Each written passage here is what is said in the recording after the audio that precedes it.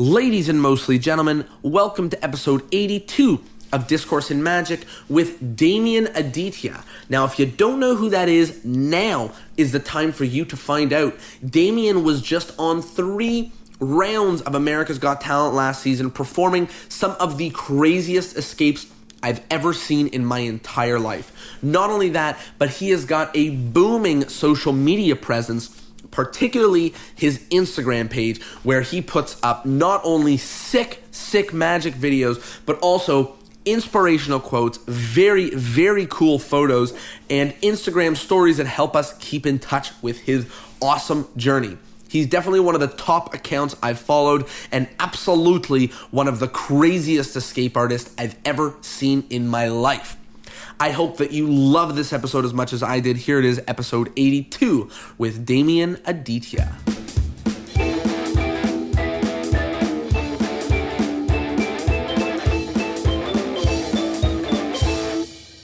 Hello, everybody, and welcome to Discourse in Magic. My name is Jonah. My name is Tyler. And we are here with a very, very special guest. You might have seen him on America's Got Talent. You might have seen him escaping from something or being covered in sand or buried alive or a lot of very, very crazy things. And we're so excited to dive into finding out about that. We are here with Demian Aditya. How are you doing, Demian? Hey, how? I'm good.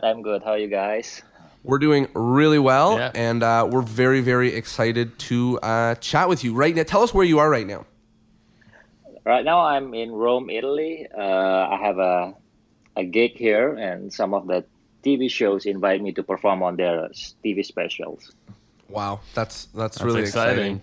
You get to travel the world. Yeah, amazing. So let's start at the very beginning. How did you get into magic? Well, first at the age of 6, I had in my country they play David Copperfield special every week, and then since then, when I look at him, for me he's just like the real superhero, because if you see Iron Man, if you see Superman, they can fly, they can do anything, but only in television, only in screen. But David Copperfield, he can do it. I mean, the real guy is alive and doing the same thing while he performs off air. So in my mind, I want to be like him. I want to be like the superheroes of the real superhero on earth. So since then, I just want to be like David, just like that. Wow, that's awesome. And it's very funny because I also started watching David Copperfield, not because it was on TV, but because I had the VHS that I watched over and over again. So let me double check. You're talking about Indonesia. That's where you grew up? Awesome. Yeah, I grew up in Indonesia. Jakarta, Indonesia. And from there, how long, so your magic is also fantastic. Specifically, I've seen the stuff on Instagram, but now sort of on TV, I see you more in the escape world. So tell us a little bit about how you went from magic to escapes, or how you're doing both, or how that sort of switched. So at first, I don't know, probably because I love doing things that most magicians don't want to do it. So like at first, when you see my Instagram, you can see that I did a lot of black art things, because in my point of view, the black art was kind of like disappear after the Omar Pasha. Right. And I tried to recreate it using the same material, using the same black art for close-up, because I don't think like most magicians nowadays using that kind of method. So I tried the thing that most magicians already forgot. And then for the stage, in my country, in Jakarta, Indonesia, I always perform things that related to danger. And the only thing that connect with that kind of element of danger is only escape. So that's what got me into the escape act. Wow. Well, let me just say, it's absolutely... I did illusion before. I mean, in my shows, I did illusions. But for like special occasion, I do escapes. Okay. So you are performing, like in your regular act, you still mainly perform stage illusions, but when you have Yes. something for TV, you like to do escapes. Yeah. Okay. Correct. So, how do you feel about the sort of escaping in nature? Because even if, some escapes vary from being very much a trick to being, very much a standard escape, but all of them like do involve danger. And, you are risking your life on the line, no matter what levels of it have any levels of secrecy. There's still fire, there's still, being buried, there's still chains, there's still a lot of danger. So how do you feel about that? Well, to be honest, every time I did my escape act, it gave me the feel of um, the no, how do you say it? It gave me the sense about how to stay alive. It gave me the sense of Right. living. So Right. every time I'm in the danger position, it keep reminding me how precious life is. Wow. So at that moment, when I tied with cuff or shackle or rope or anything, and I'm in the position of in danger, at that time I realized that my life is so precious. I have to escape because I have my wife sitting there, waiting for me to do. Waiting for me to finish the illusion perfectly and that kind of thing. So that it's like when I did escape, it brings me to like appreciate life. So that's the Wow. thing that I Wow. love most from escape. You have to risk your own life to really see the value in it. That's Yeah. it's very I don't know. It seems like a very specific career path to decide that. Very specific. Yeah, like that's what I want to do with my time is really value my life because I might lose it at any given moment. How does your wife actually feel about what you do? I mean, we saw on America's Got Talent, she was very emotional watching you risk it all, and how has that affected your relationship? So most people think that my wife was just like acting, but to be honest, it was like her real reaction because Right. when we got married, all she knows that I'm just a magician and did an illusions. That's it. And the best part is she never asked me everything that I did. She never asked me how it's done. She just like being supportive and being I don't know. She just like um, know the code of ethic of magic. So she very understanding what I did. And then Wow. suddenly like 2 months or 3 months after, she realized that I'm in love with the danger. So Yeah. and then every time I did a dangerous act, I always like ask for her permission, and Right.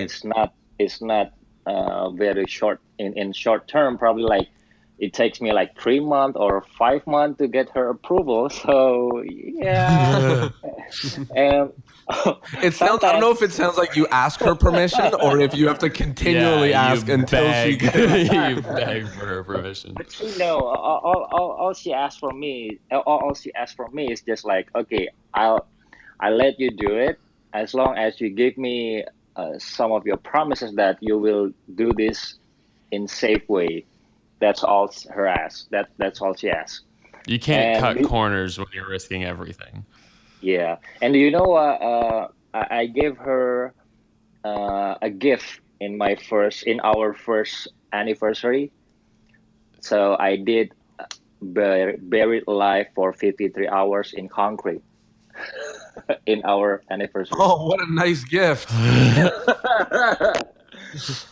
What a very special gift. I guess you're hoping to give her, the same love for life that you get after doing Yeah, she's Escape. really going to Maybe, appreciate yeah, you she'll at really the end of appreciate you it. after 53 hours being buried alive. And then she appreciate like 1 year celebration together. Hey, my husband is alive. I'm starting to see how you think now. This is very interesting. Very interesting. Definitely a lot less emotion in card tricks, that's for sure. Yeah. So let's talk a little bit about those America's Got Talent performances. I was just mentioning to Tyler off air before we started that, I mean, not only do you not see that many escapes nowadays on TV and of things of that nature, because we've done so much with videos that people are able to almost do their close-up magic on big scale TV. There's not this necessity to do large escapes. But I was saying to Tyler that, like, first of all, the escapes were like nothing I've ever seen before. Some of the craziest escapes I've ever seen in my life. And it was very, very reminiscent. And it's funny that you mentioned David Copperfield, but it was very reminiscent of watching David Copperfield do things that looked very much like this. So it was crazy to see this stuff on America's Got Talent. Can you talk us a little bit through the journey? So the journey itself was it started at last year. Yeah, I supposed to be in the season 11, but because of some kind of problem of the visa and the paperwork, and then I had to delay for one season. So that's why I'm in the season 12. And then they invited me because they loved the thing that I did. About the being buried 53 hours in concrete. So the gift for my wife. So the AGT saw that in my YouTube, and then they want me to do that on their shows. And they asked, "Are you interested to be in our shows and be the contestant?" And I say, "Okay, why not?" Because my goals, why I choose magic, why I choose become a magician, because I want to let the world know that I can do something with my magic, with my art. That's the goal that I'm trying to build when I decided to become a professional magician. So when they gave me the opportunity, I say, why not? So at that moment, I just want to give something to the world that they never see before. That is why I choose the Sans Torture for my first act. Well, that was a crazy act to see. And not only was it incredible, but every summer, I tour summer camps, and the kids all come up to me, and depending on what big piece of magic was on TV that year, they ask me, I mean, if I have any relation to it or know it or anything. And everyone was asking me about the buried under sand, even before I saw it. The kids told me to see it because they were so impacted by it, and then I saw it, and obviously the same. It was very impactful, and watching that sand pour down, and watching the judges' faces, and then you turning around at the end. I mean, as a magician, I knew, whether you'd be in the back of the theater, you'd be one of those guys, but it was just crazy, and you weren't wearing like usually when that happens, the guy's wearing a crazy outfit, but you were just the guy, so it was very surprising, even as a magician, and very cool to see on the big screen. Yeah. Thank you so much. That's what I'm trying to give to my audience, because most I don't know, I'm not judging every escape act, but from my point of view, the audience should see how dangerous it is, because sometimes a magician or escape artist, they just show that, okay, this is danger, and then they make it look like easy, right? And then they just like, okay, I'm okay now, so I can escape. I have the superpower. From my point of view, the audience should see that magic can go wrong, because we did a rehearsal, we did a practice like many times, and they should see that yes, it's dangerous, although that we have the technical things behind all the magic, but it can go wrong someday. It did. So that's what I'm trying to say. What I'm trying to say with my act, because the Sans Torture itself, well, actually, it happened. If you saw one of the guy on YouTube, when he tried to bury himself with concrete, and it crashed, and then he like almost died trapped inside the box.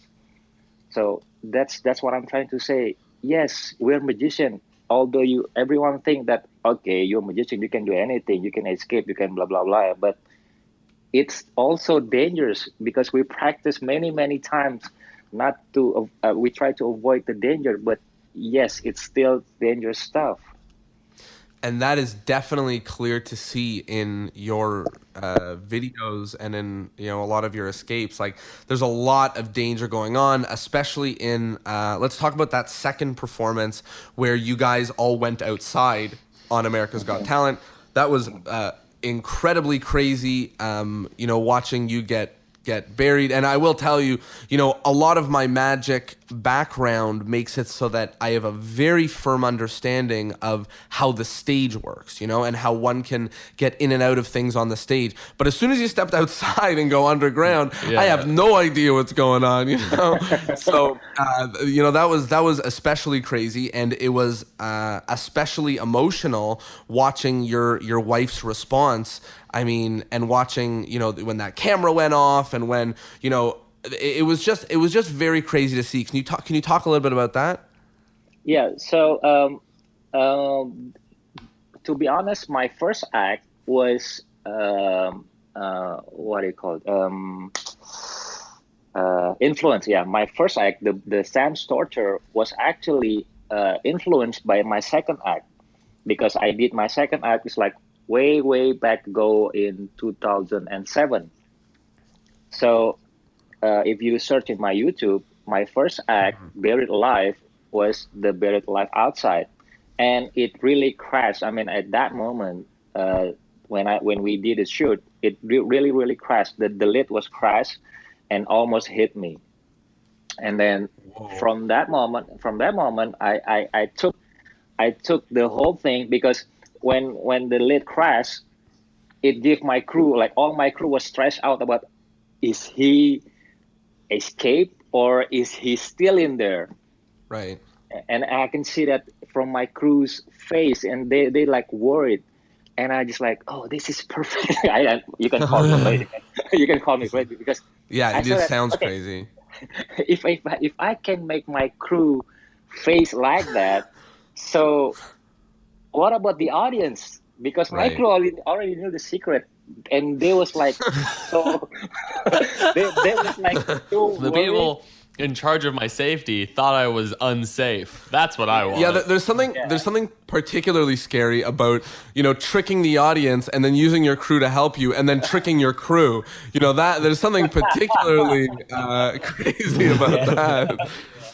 Yeah. So we're back back to the AGT, and then my second act was actually I love the moment when I have to distract them from the act itself. Mm-hmm. So this time I asked my wife because I need, because this is the AGT was like competition, so I cannot make any agreement with anyone else.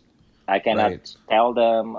Well, some of the crew know the secret about of my props, but this is the real deal. I have to perform well in front of the judges, and I have to misdirect them. So I need my wife to do the things, because I don't know whether the screen off will distract the judges. So I need my wife. So she just like actually yell out, so get everyone attention. And that's the moment when I appear. Well, it was crazy and a good, good emotional stuff, but crazy you're trying to trick the crew as much as you're trying to trick the people at home, because that's a whole other level of evil. That's getting everybody involved. The theater of it all is just incredible. Like the different levels of experience when, there's tension of you going in the box, there's tension when the dirt is coming down, and then when the camera goes out, that's just another moment where it's escalating. And just I think it was very well not only performed but edited together to make it into this tense cinematic experience. I would love to have seen it live, but you should see it live because it's so good. alive. And then, And the other crazy thing about it was, I mean, usually in escapes, it's sort of the contraption that does the negative thing, you know, like like the sand is released from above, or the fire burns the rope, or whatever. In this, just people started burying you, you know, like it was very it reflected images of, you know, an actual death, you know, an actual yes. grave. So it was different than you, like, you know, the dump truck turns and the sand starts pouring in or something of that nature. You actually had a team of people putting the sand on the coffin. So that it was very emotional, because it was, you know, everyone's been to a funeral. Funerals are very similar around the world, and it was very reminiscent of, you know, you see the imagery of death and danger in a very real way. Yeah, because that's what happened in my country, in Indonesia. We manually digging and buried the what do you call the Coffin. coffin? Yeah. Yeah, the coffin. But yeah, we literally just like pour the sand, not the sand, the dirt. Yeah. Manually pour the dirt, manual with like 4 or 5 guys. So that's Yeah. Yeah. that's what I'm trying to create.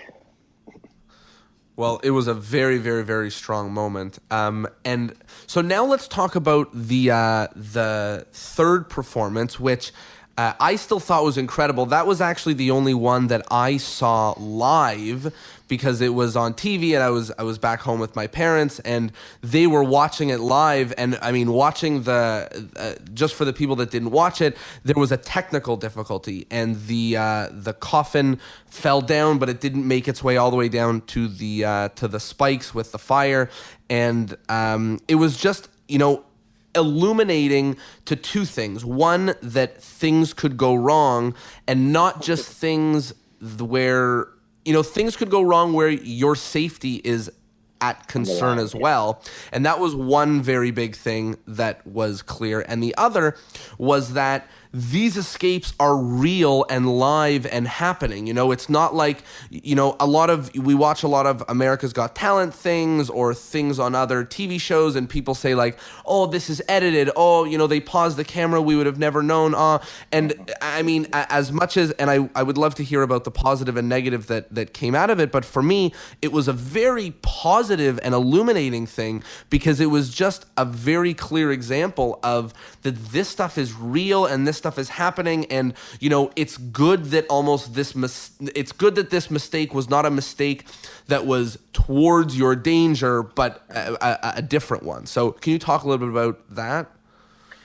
Yeah, well, it's kind of sad probably for me, because I didn't end up doing it well. I mean, doing it as the way it was. But the things I learned from that part was I supposedly to listen to myself, because they want me to rehearse like many times, and at that point I realized that my props, my illusion, already set up for the last thing, and then I'm going to do it for live shows, and then they just want, okay, just do it one more time, and I said no, and then they said no, we have to do it one more time, the last time, we promised you the last time, and I just said, oh, okay. I still had the feeling that something might go wrong, because we bumped like over and over and over again, probably like 50 times. Something might broken inside my props, and I didn't had enough time to repair it, and they still want me to do the like one at a time for the last time, and I say, okay, we'll do it. And then after that thing happened. Well, I learned the hard way. I should say no to them, because it's my shows. Right. I'm gonna be out there doing it live. The audience don't know that it was their fault, because what they will see was, oh, Demian's props didn't work as it was, so it's his fault. Yeah. So I still trying to. Well, if I saw that again, it's like, it's like, I just wish I can turn back time and try to listen to myself. But overall, for me, well, Yeah, I learned the hard way. So it was a good illusion, and then probably I'm going to do it again, like sometime, some other time. Because if you see the pattern, I don't know if a magician notice it or not. Because if you see the pattern, it was I tried to direct the audience mind. At first, I did the buried escape on stage. That will make the audience react that, oh, probably he have a trap door, or he because he brought his own props. Probably Right. he like do things with his props, have a secret compartment or whatever. And then I try to take that away from the people at the audience mind and go outside with the real dirt and Right. then with the real Right. audience. And but I'm buried myself in the ground. And then I I will that will give him the thought that, oh, probably he still got something inside the ground and blah blah blah blah. And then I put them another level. I put the box above the ground. So if people think that I still have trapdoors or anything else, no, because you can see me up there Right. without any trapdoors or everything that they have in mind. But yeah, but it Yeah. doesn't I work mean, out well. that was yeah, that was a very subtle. It's something that just as much as the imagery of you being, over and over things that represent death, like Yeah. being buried alive in a coffin, being buried alive, like literally in a coffin that's nailed shut, like that, like just so many different things that symbolize death, but also, you very much took into account the clarity and the elimination of possible solutions, like taking into account that the audience must be trying to reason how you're getting out, and then you go outside buried, or you're in a suspended coffin, making it more and more impossible for people to understand, and leaning towards that thing that you mentioned at the beginning, the superhero, the superhuman,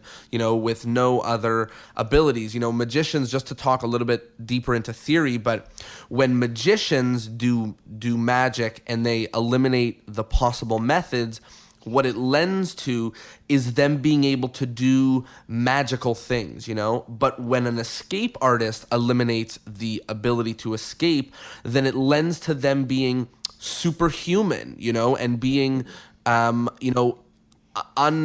the word I'm looking for? Invincible. Yeah, invincible or immortal. Mhm. So that was, I mean, whether or not, to me, it wasn't. I didn't notice the increase of cleanliness or fairness, but it definitely struck me.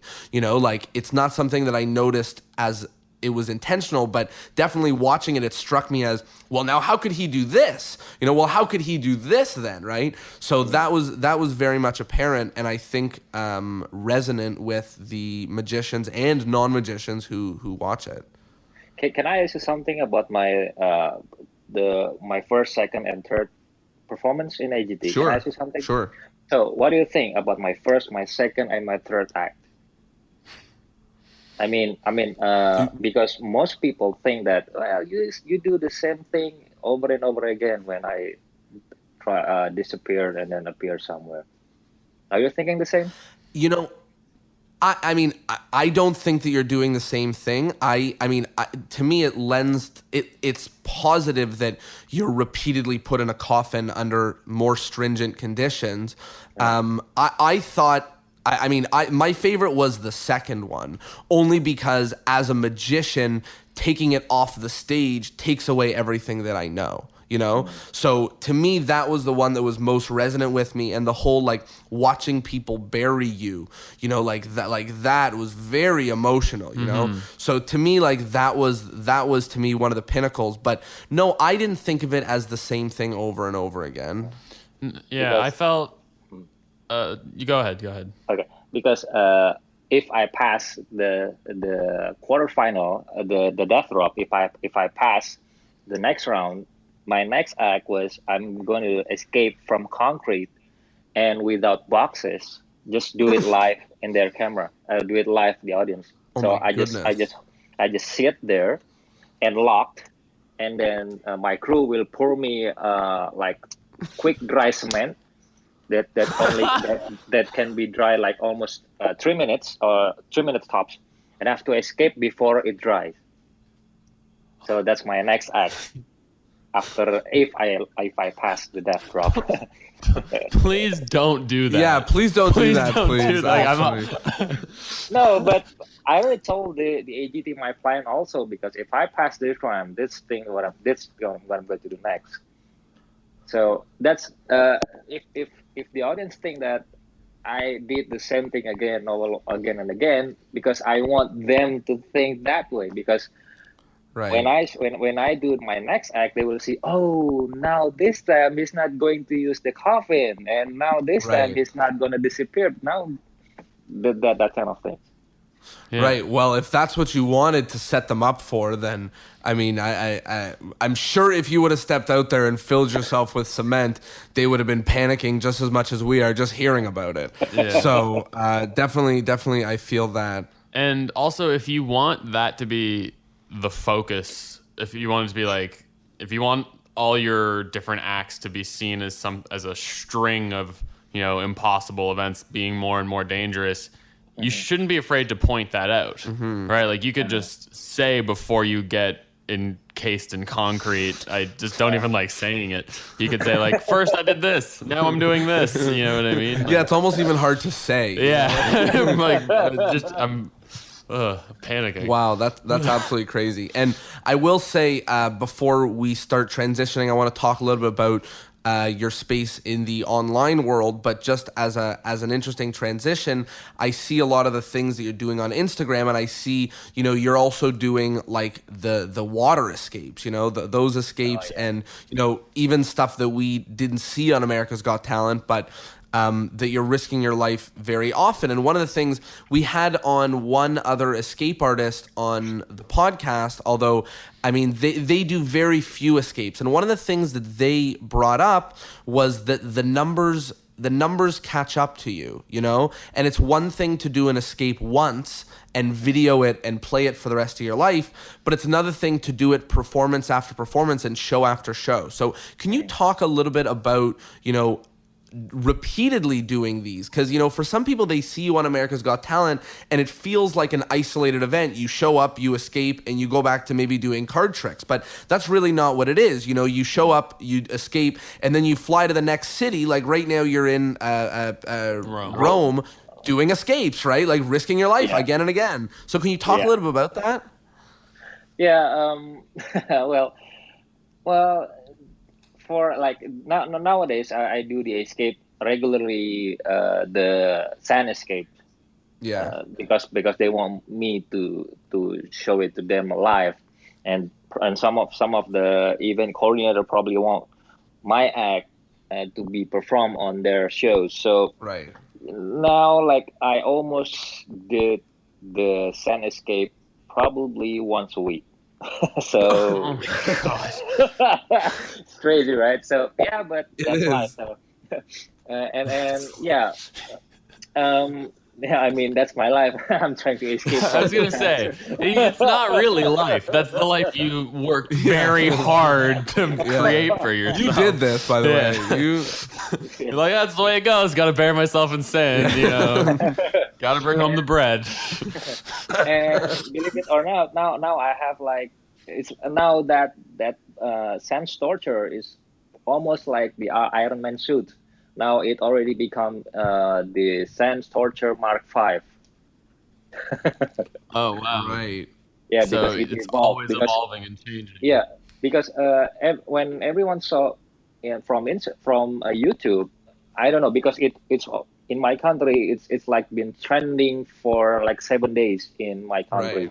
Right. And then if I perform that, the audience already knew where I'll be appear. So I Right. have to change that mindset when they think they know, and I just like give it a little bit twist. And I have to do that every time I perform on different state or on a different country. So when if you saw one of my escape the sans torture on one of the YouTube that posted me doing it live in my country, I appear among the audience. So when they Right. thought that they knew that I'm going to be the one who hammered the glasses, and then Right. suddenly the guy turned, well, it's not me, and then he pointed to the center of the audience, and then I'm there. That's Right. the Mark II, and then the Mark III. I cannot explain it here because I don't want people to know. So, Right. Right. We have And to keep a secret. and that's very interesting that you do a performance on America's Got Talent, and then people are like, I want you to do that on my show. And it's the same thing for like a card magician when someone's like, do the trick where the card ends up under the box, and you're like, well, Yeah. I can't now because you You just already- told them how it Yeah. ends. Right. So it's the same thing, but it's really on a much bigger scale, because the close-up magician says, no, I'll do something else, where someone's bringing you out to their country, to their TV show, to their large stage to do that trick. So you still do that trick, but you end up elsewhere, or I don't know what other crazy stuff Yeah. you have in And then store. a little bit secret about my Sans Torture Mark V. Now the boxes are all clear box. I mean, it's made from glass. Oh, So, wow. And then it has like what do you call it? Like it's like a table that can turn, rotator. Yeah. And Oh, it has yeah. a rotator below it, so it can rotate 360 when I did the escape. So when people think that I switch behind the boxes, no, because now the glass is you can see it like from the behind, from the left, or from the front. It's clear, so you can see me clearly. I'm inside the box, and I'm going to escape in front of you without any cover at all. So, Well, that's That's- absolutely frightening. Yeah. It's just wow. yeah, so that's the Mark V. Crazy. Is a kind of off-topic question, but I'm just curious. How does what is the journey of learning magic in Indonesia? So we've heard it a lot. You get a kit, and then you go to a magic store, but I feel like that's maybe a North American experience. What is the cultural view of magic, and how is it shared in Indonesia? Well, if we like go back then when I first trying to learn magic is like so hard because internet back then wasn't that simple like nowadays. You can like Right. see anything from YouTube or from internet because back then it's so hard for us to get information about magic because if you want to buy books you have to like order it from internet and then ship it to here. First, we don't have like internet to see and to search about magic books. And then second one, if we bought one, and it takes us about like a month or 1.5 months to ship it and get Right. like right in front of us. So it's so hard for me to get information about magic and there's not enough magician. I mean, like professional magician can teach us about magic. There's only like one or two, and they are already famous, and it's so hard to get them to teach you. Right.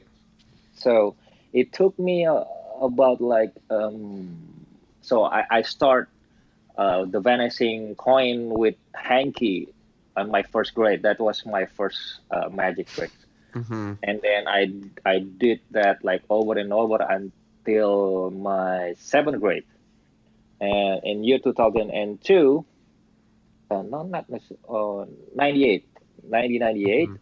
So I met a guy, and he's one of the servant in the restaurant. I mean, we have like a canteen in my university, and he did magic. All he did was doing card trick with the glide. Right. Yeah. And then, but he fooled me badly, and I just want him. Okay, just do it, do it again, do it again. And probably I asked him about like 20 times. I just want to know the secret. I mean, not trying to know through him. I'm trying to figure out how it's done. Until Right. then, and then the last part, the trick's done, and he said, "Okay, I had enough because I have to work again." I said, "No, show him again." And it's okay. I give you the secret, and you can learn it. And then he told me the secret, and I said, like, "Wow, Right. I need to learn more because he's a servant and he works in the canteen, and he still can learn magic and do and show magic to everyone else.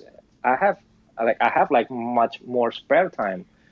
And then I asked him where did he learn, and then I go to his shop. I mean, he play his place where he learned from the magic shop, and I go there, and I go like hopping around from one to another magic shop, and I met community magician, and yeah, and I did grow. I grown since 2002. I met one of the best magician in Indonesia. I learned from him in person, and suddenly I got that opportunity to perform on one of the TV shows, like very famous TV show in my country, and I do it live. And after that, it changed my life. I have my own TV shows in 2007, and repeat. And after that, I have my own TV shows until 2012. So that's my career. But if you ask me about magic in Indonesian, it's so hard to get information about magic, especially Wow. nowadays. It's getting not hard, but it's getting like I don't know, biased because the new the newbie will think that magic magic should be like the most magician in Instagram. So they Right. forgot about the books. They forgot how the art itself. So I've been following your social medias, your YouTube and Instagram for quite a little while now, and it's very interesting because it seems like you've got a huge fan base and you're doing incredible stuff on your YouTube and Instagram, but I can only imagine that a huge chunk of those followers are from Indonesia, and that there's almost still so much room for you to make a dent in North America in terms of those, because you're just producing incredible stuff on those channels. And I mean, I can tell just by the language that you choose to go with most of the time that you're not broadcasting mostly to North Americans. So can you talk a little bit about the journey of your social media? Yeah. So when I start making YouTube, when I start starting my channel, I didn't know that it's going to be like nowadays, because back then I used YouTube only for my portfolio. If my client want to see my performances, all I have to do just look at my YouTube, because that's make me more easier to present the thing Right. that I did. Because most of them, Right. if I tell them like verbally, they just like, what? I don't have any idea what you're talking. Right. And then I said like, oh, you have to show me. So that's the first thing when I start my channel. And I grew my fans like kind of like slow at that moment before the AGT, because Hmm. um, my golden era was in 2007 until 2012, because after that I didn't have my own TV shows, because I try Right. I well, it's kind of hard explaining, but in my country we have like, I don't know what you call it, but for me it's kind of stupid, because it's like moving backward. The TV rules was I cannot perform dangerous stuff on TVs. So yeah, Oh. it's kind of make me I cannot express myself anymore. So that's why I'm Right. quitting for TV. He's laughing. So Wow. now after that, I try to put all my stuff on YouTube. So from 2012 until now, so my friends are like slowly disappearing, and then they don't know because they think I already retired because they never saw me on TV. So Right. Right. and then like slowly the numbers are down, and then that's uh, so but I still trying to keep my fans, I mean my loyal fans, and I just have like, okay, this is my loyal fan. I have to keep them. I have to make them know Right. that I'm still here. So that's why I start to grow again with my content in YouTube and my Instagram. I show them the things that never been done by anyone, and it Right. track them more and more, like slowly I slowly growing again. And after AGT, I don't know, suddenly my numbers from Instagram, my followers numbers become like from 86, now it's like 366. Well, it's like four times than before. Now it's kind of, now for me it's like a more homework, because I have to, quote unquote, entertain them in Right. because they already saw the thing that I did from from America's Got Talent, so I have to Right. entertain them, like they will probably look like the thing that I did from AGT. So yeah, that's why now I'm trying to give them the thing that they never saw it from another magician.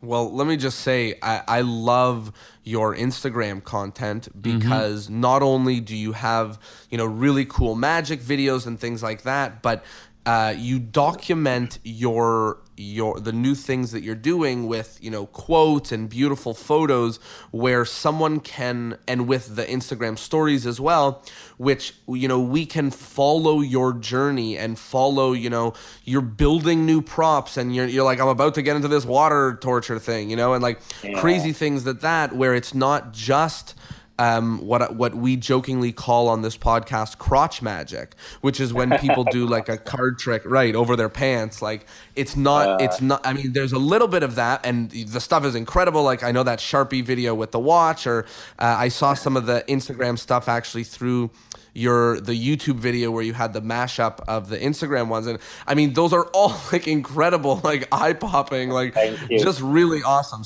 So you've got some really, really great Instagram content, and I would encourage anybody who's listening to this who hasn't followed you on Instagram that they should, because it's just really incredible and more reminiscent of a famous person than it is a magician on Instagram, which is very cool to watch. Thank you so much. I didn't know that I can do that. Yeah, it's a Yeah, very, very cool. Go ahead. yeah. All I, all I want just like to share the thing that I did.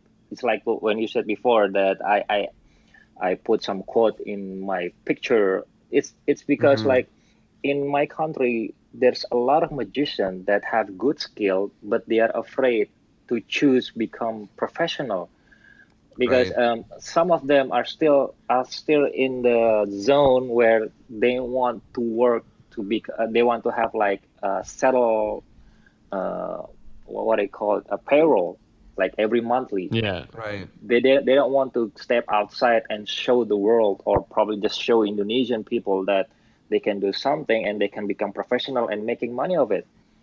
They just Hmm. scared. uh, uh, I'm just trying to share the things that I did. This is my way. I'm not scared of not getting paid. I'm not scared. I don't have any doubt about the thing that I choose.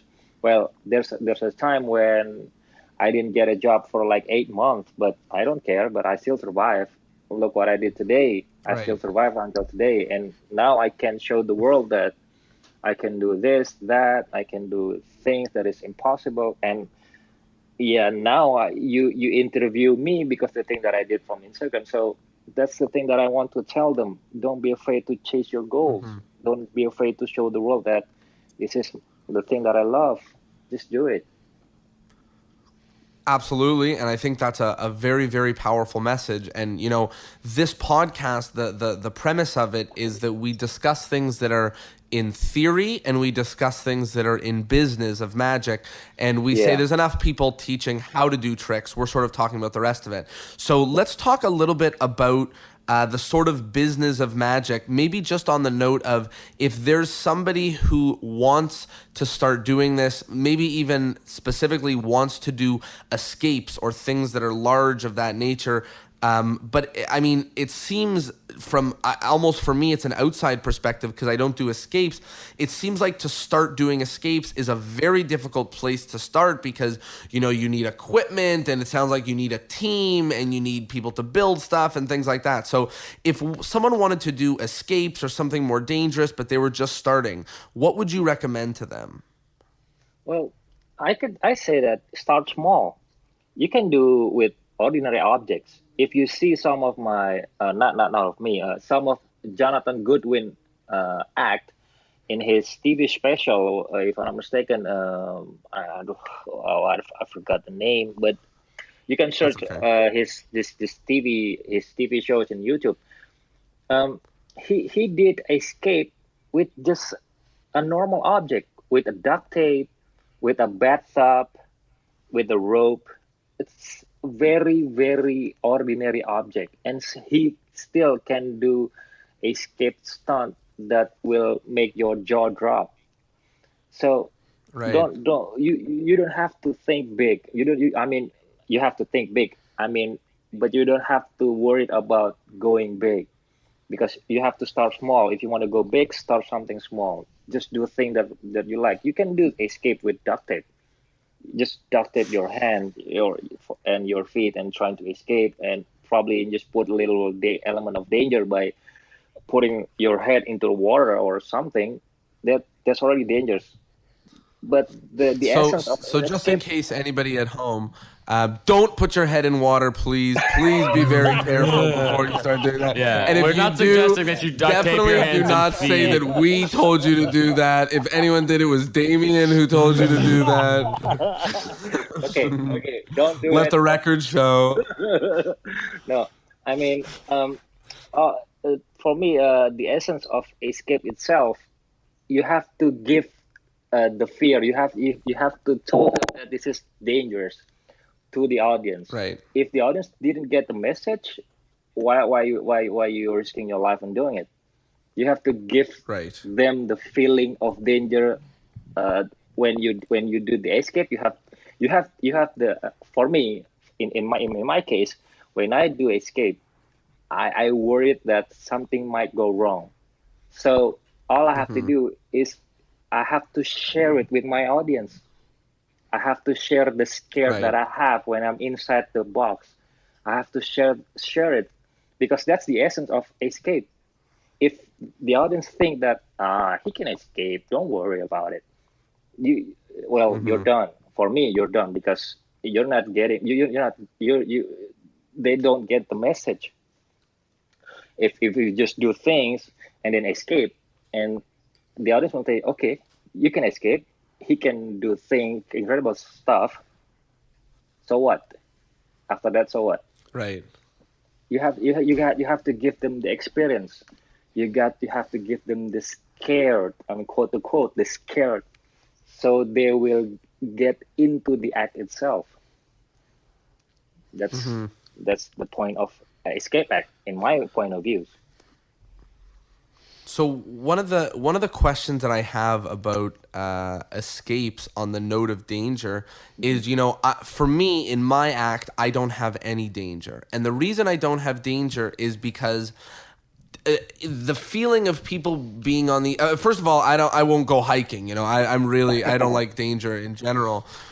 But I worry for me personally that there might be somebody rooting for my failure. Like there's people who go watch like NASCAR, and they just want to see the cars crash, and they just want to see. What's your thought and feeling on that? Yeah, it's the same thing happened when I did illusion in my country. So when I say to the audience, okay, I will try to make the car disappear, and the audience will say, yeah, I'm pretty sure you can do that, like 100%. Right. And all I have to do is give something to the audience that will give me a doubt.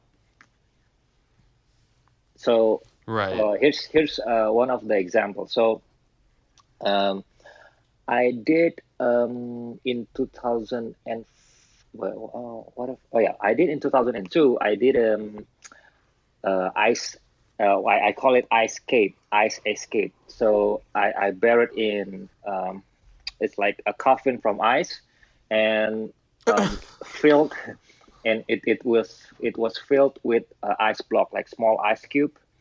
So the ice coffin filled with ice cube, and I have to stay there for like 8 hours and try to escape. When when when I 8 hours. This is crazy. 8 hours, yeah. And the others will already know that, yeah, Demian will succeed on doing his act, and all I have to do is give them the doubt. So before that, I published my rehearsal videos on YouTube, and give them to the TV for the infotainment stuff. And I showed them. So there's a moment when I did that, I collapsed. So I just like black out, and then when I woke up, suddenly I already in the emergency room because I have Wow. like brain freeze. Suddenly I just black out, and then Right. I give it to the press and just publish it. Let them know that yes, magic can go Right. wrong. Just let them know. And after that, so by the time you saw that, oh, Damien is failing when he did the rehearsal, and at that moment the audience will think, okay, so Damien has failed. So what about the event that he's going to do next? Because he's failing before. He failed before. So is he going to succeed? So I give them that. Right. Now they are waiting for me. Is he capable to do it like, the way he's planning, or is going to fail again? Wow. That's Yeah, and yeah. if you show them that the failure is real, which we've spoken about a few times on this, and it's a very big aspect. If you show them that the failure is real, then they're more going to be on the edge of their seats, and I mean Yeah. the question, like, yeah, they're like just absolutely awestruck by you attempting these things. Yeah, that's why It's like when someone does a roulette routine and shows videos of it going wrong Hmm. right before performing the very piece that, you were just mortified by. yeah. So I have my off-air shows routine. That is a Russian roulette. So I have like 10 paper bag, and one of the paper bag have a knife in it. So Right. before I start the Russian roulette, I play the video of someone who like did like gone wrong. And it went Someone wrong. got Yeah. stabbed. Yeah, something went wrong, and then I just Hmm. say to the audience like, yeah, before, and I told them after the videos, I told them that, okay, this is exactly a year ago. I stopped doing Russian roulette because I stabbed my own hand, and after that I have a Wow. trauma. And well, it's basically a true story. If you can see, if you see in person, you can see my right hand. So I have like a scar, like knife scar. So yes, it's a Wow. true story. So I did fail on my act because I don't know, because it's dark, so I didn't see the sign. I didn't see the mark on the paperback, and then I Right. accidentally stabbed my own hand. And I told them the story, and then the audience was like, "Oh shit!" Right. Right. Well, it's a good thing. It's a good thing that you decided to keep it safe and Yeah. bury yourself alive. That's good. It's good to safety first. Safety first. Yeah, but yeah. So this is the like the main point in all of my shows. Although it looks like scary, although it looks like danger, but I I I Hmm. I always keep number one safety. It's like Right. my Russian roulette routine. It's like now it's like bulletproof. So if I Right. like I accidentally But not stab proof. yeah, yes. Oh no, no, it's stab proof. Yeah, now Yeah. Okay, it's all Yeah. stab right, proof. good. So if I accidentally like I don't know, what do you call it? Like crash the paper bag. Yes. Smack. Yeah. Yeah, Yeah. smack. If I Right. accidentally smack the paper bag, I still have my own. I mean, safe, 100% safe. So Right. because I learned after that, I learned. Okay, so what Of makes me course. although so it probably there's still a chance for me. I don't know if I forgot or if suddenly the light go off. I still can do it with my eyes closed. So that's what I'm trying to do with Right. like the Russian roulette. It's also happened with the sand thing. Although it looks like scary, but I try to manage like safety first. So there's Right. still a safety you have to consider about it. Although it looks like scary, but safety comes first. Very safe. Well, maybe that'll be the message that we push to the people at home trying Yeah. to do this. Maybe Safety first. Yeah, start with safety. Start with safety, not and duct tape then, and water. Yeah, and then go to the duct tape and then go to the water. I think that's probably a good thing to pass on. Before we wrap up the episode, I wanted to ask you about something, and if I got this wrong, then we can edit it out. But I just wanted to ask, you seem to have involvement with this Superhumans online thing. Is that yours? Are you involved with it? Am I totally misunderstanding? Yeah, so the founder name is David, and he asked me to join the Superhumans. So we have the same. So here's the thing. Before I want to create something for Indonesian people, for Indonesian magician, because there's a lot of potential magician there, but they have their own tricks, but they don't know how to sell it. They don't know how to produce it. So I'm Right. just trying to help them. I'm trying to create some kind of like website, but selling their work, selling if they have some kind of Right. brilliant ideas, I'll help them. I help them to package and everything, and sell it to the world. And then suddenly David Right. and Superhuman came and then asked me if I want to join, and then I asked them, okay, I want to join if they help me to produce the magician in Indonesia to like making good tricks and help to produce it. And then they agreed. Right. So probably next year, I will have superhumans.id, which is a basis for Indonesian magician. For Indonesia. But now Wow, I'm awesome. in the that's awesome, and Superhuman. it almost right. Hmm. Well, that's awesome, and it also goes sort of full circle to the story of you getting into magic and, almost making it so that people don't have to go through what you went through, begging Yes. someone to learn the glide, which almost sounds like a joke here in North America. That does sound like a joke, actually. Yeah, yeah, yeah. It's like, No, what I'm move do you know? Oh, just the glide. Just like the that. glide. That's my whole magic Yeah. career. That's very awesome. So one of the things that we do on the end of the episode is we each go around and we have a whole bunch of wrap-up questions. But for the first one, we each go around and mention something very valuable from the episode to take home. So for me, as much as I joked about the whole trying this at home and duct tape and water, it's very nice to know that you can start small. And it's also super, super great to hear you saying that it's safety first and that's really the 1A and most important part, because I'm a big I try to keep safe in general, and one of the questions that we asked the last escape guy on is, every escape artist says don't try this at home, which begs the question, how are there still escape artists, right? So it's very nice to know that you're encouraging people to try it, but to really stay safe and keep that important and start small. And as you get more and more comfortable with what you're doing, you can make that bigger. So for me, that was the most important part of the episode. Tyler, what about for you?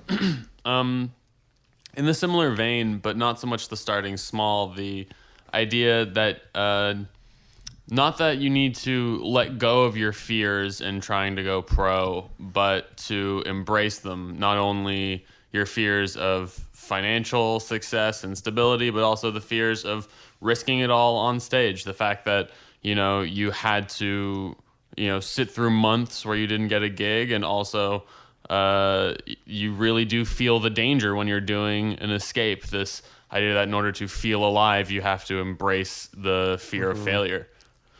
And what about you?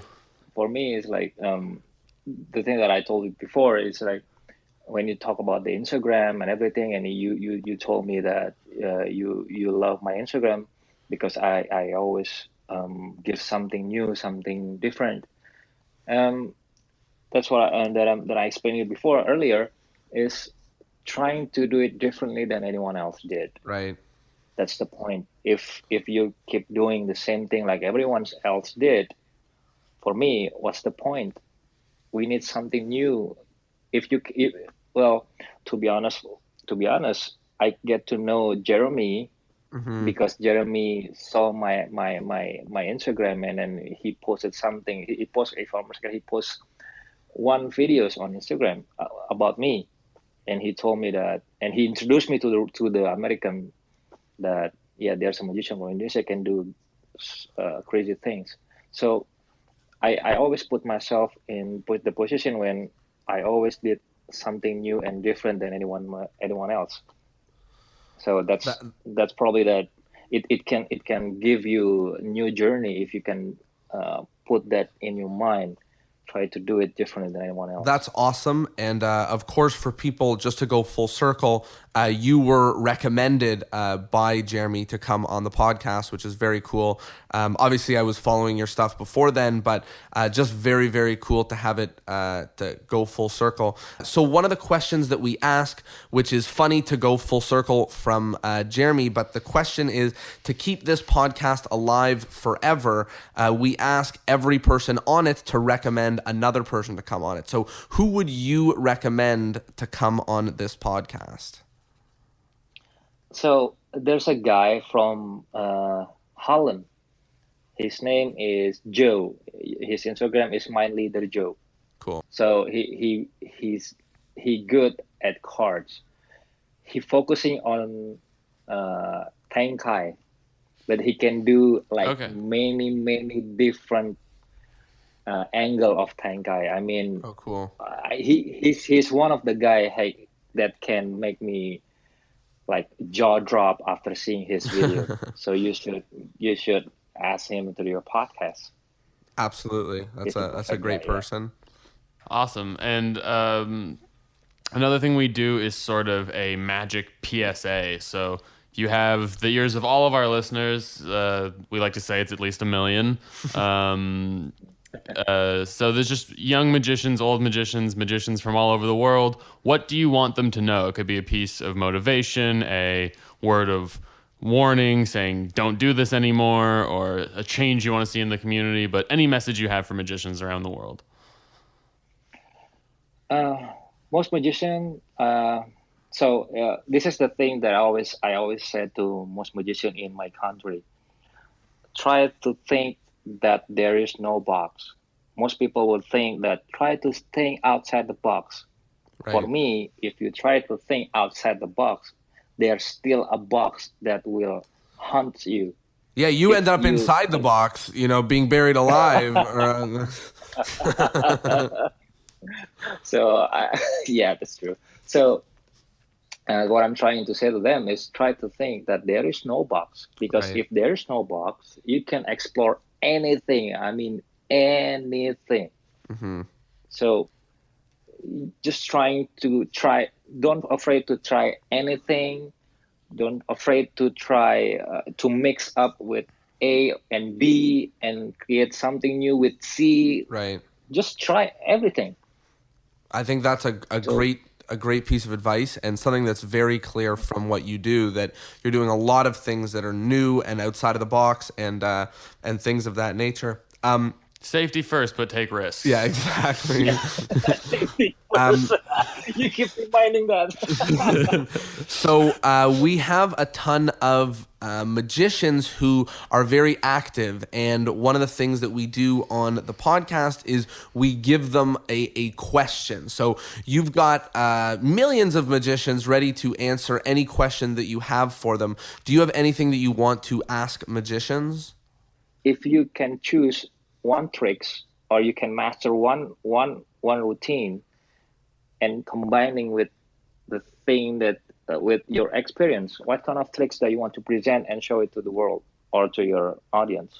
I think that's a great message, and something that we hear over and over again in magic is that you have to have a life outside of magic, in the sense of there's more to you, right? And if you have other things in your life, whether it's liking arts or whether it's just drawing on like fears that you have or passions that you have, or any of that is in the correct direction to do something that's very new, which is part of the advice you shared earlier. So I think that that's a very awesome thing for magicians to take home. And finally, the last thing is, do you have anything to plug, anything to share, or any places that you'd like magicians to go? And maybe, are you selling anything, or anything they should go follow? I would say that you should follow this podcast. Aww.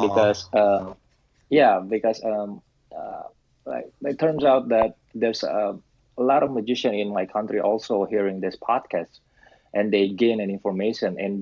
And for me, this podcast was awesome because it shares something. You choose magicians that already do their best in their act. In their art, and they share their experience. Mm-hmm. And if a newbie magician hearing this podcast, they probably learn something and don't do the mistake that I did, or Jeremy did, or I know other magician did. So this podcast is not just tricks. It shares something that is more powerful. The message. That's, for me, that's everything. Well, tricks come second for me. Tricks come second. All you have to do is learning the art itself. Then you can learn about the tricks. You can learn tricks on YouTube. You can tricks anywhere. But you never. But you cannot never have the experience to learning my process of success, or Jeremy process of when he's doing his card tricks, or I don't know. You interview most of best magician, and for me, just follow the podcast. Well, thank you so awesome. much. That's very, very nice to hear. And like you're saying, the reason why we created this is for exactly that reason, which is there's so many places to learn new magic, but very few places to go deep and to learn about the specifics and learn about how these guys do what they do and get into the finer detail. So thank you so much. And I will share with everyone, like I've said on this, that you absolutely have to go check out Demian's Instagram. It is so cool. And it's one of the few Instagram accounts that I follow where, I watch the Instagram stories, even though it's not in my language, but it's so cool. I very much love your stuff, and I'm a big, huge fan. So thank you so much for that plug. And with that, that's the end of the episode. Big thank you so much for joining us. Pleasure is mine. Awesome. And for those of you at home, thank you guys so much. You did it. Thank you for tuning in. As we say, props to you at home for listening for about an hour and not learning any tricks, but just learning theory. So good job to you at home for doing that. You can go back to your pinky breaks and pinky counts and whatever the heck. Duct taping yourselves. Yeah, and duct taping yourselves and whatever. You have my blessing on the duct tape, just not on the water. With that, Stay and safe, thank everyone. you, Demian, so much. Safe. Keep your mind safe. Yeah, and stay safe, please. Stay safe.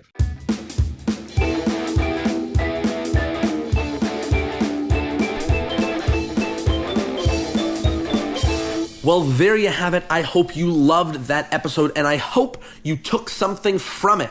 That doesn't necessarily mean duct taping your face and putting your head underwater, but it definitely means taking some action. So I hope that you loved that episode. Again, a quick reminder to go check out his Instagram page. It's one of the coolest. It's _Demian Aditya _. But if you just type it into Instagram, it will come up because he's that good. He's that popular. So definitely go check him out. And while you're on Instagram, just go give Discourse in Magic a follow. I hear they're a pretty cool account too. Thanks so much for tuning in, and I'll see you next Thursday.